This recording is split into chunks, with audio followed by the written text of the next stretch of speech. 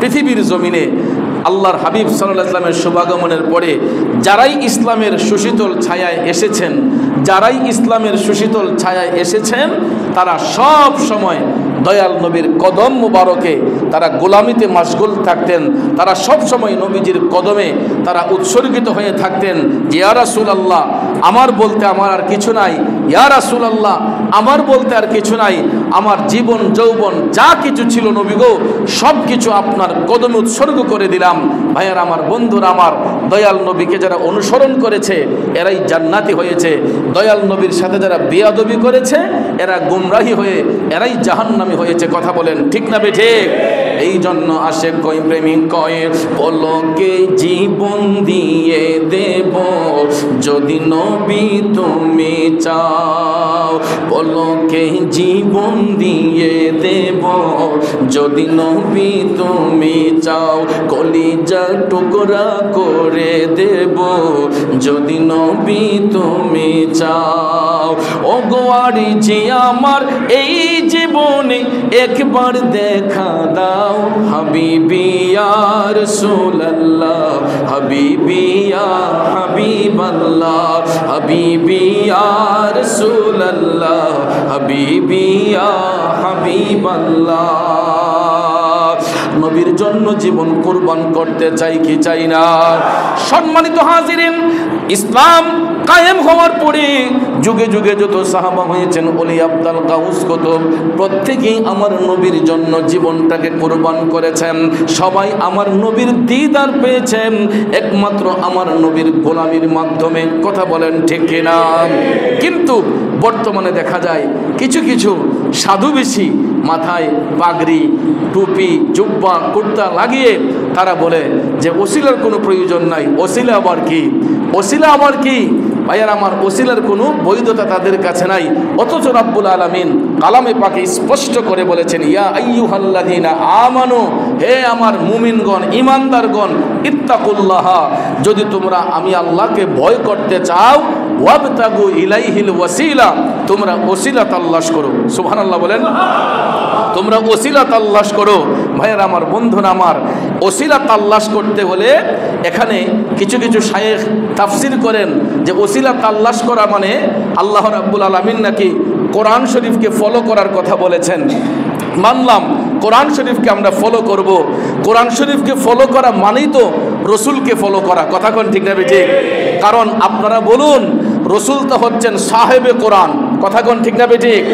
কোরআন হচ্ছে আল্লাহর পক্ষ থেকে কালামে এলাহি, আল্লাহর পক্ষ থেকে ঐশী বাণী হচ্ছে কোরআন। এই জন্য কোরআনকে বলা হয় কালামে এলাহি, আল্লাহর পক্ষ হতে সত্যবাণী। আর রসুল হচ্ছেন রহমতে এলাহি, আল্লাহর পক্ষ হতে রহমত। এই জন্য তেনাকে বলা হয় রাহমাতাল্লিল আলামিন। এই রাহমাতাল্লিল আলামিন রসুলকে পাঠিয়ে আল্লাহ রাব্বুল আলামিন কালামে এলাহিকে ওই রহমতে এলাহির উপর অবতীর্ণ করেছেন। এই জন্য আগে রসুল, তারপরে কোরআন। আগে রসুল এসেছেন, তারপরে কোরআন এসেছে। কথা বলেন ঠিক না বেঠিক? কারণ রসুল যদি না আসতেন আমরা কি এই সত্যবাণী মহাগ্রন্থ আল কোরআনুল কারীম পাইতাম? আমরা পাইতাম না। এই জন্য ভাইয়ার আমার, বন্ধুরা আমার, আমার রসুলের ওসিলা অবশ্যই অবশ্যই নিতে হবে। ইয়া আইয়ুহাল্লাযীনা আমানু, আল্লাহ বলেছেন হে আমার ঈমানদারগণ, ইত্তাকুল্লাহা, যদি তোমরা আমি আল্লাহকে পাইতে চাও, আমার ভয় অন্তরে রাখতে চাও, ওয়াবতাগু ইলাইহিল ওয়াসিলা, তোমরা ওসিলা তালাশ করো। এখন প্রত্যেকটা তাফসিরের কিতাব আপনি খুলে দেখেন, ওসিলা বা মানা রাহমাতাল্লিল আলামিন। ওসিলার সর্বপ্রথম মাধ্যম হলেন রাহমাতাল্লিল আলামিন। ওই নবী হচ্ছেন ওসিলার মাধ্যম। তারপরে নবীর সাহাবায়ে কেরাম, সাহাবায়ে আজমাইন, তবেঈন, তবে তাবেঈন, আইম্মায়ে মুজতাহিদিন, ওলি আব্দাল গাউস কুতুব অদ্যাবধি পর্যন্ত যত নেককার আত্মা হচ্ছেন তারাই হচ্ছেন ওসিলার মাধ্যম। এক্সাম্পল, যেমন এই যে জুমার দিনে আমি অধম গুনাহগার মসজিদে এসেছি, আমাকে অনেকেই পকেটে হাদিয়া দিয়েছে, হুজুর আমার আব্বার জন্য দোয়া করবেন, হুজুর অমুকের জন্য দোয়া করবেন, হুজুর আমার নিজের জন্য দোয়া করবেন। আচ্ছা বলেন, টাকা দিয়েছেন আমাকে বলছেন হুজুর আমার আব্বার জন্য দোয়া করবেন, আম্মার জন্য দোয়া করবেন, পকেট ভরে দিয়েছেন আমাকে, কিন্তু কবুল করার মালিক কে? জোরে বলেন কবুল করার মালিকে। আমার পকেটে যদি কোটি কোটি টাকাও যদি ঢেলে দেন, আল্লাহ যদি কবুল না করে, তাহলে এই টাকা দেওয়ার কোনো মানে আছে? তাহলে দিচ্ছেন কেন?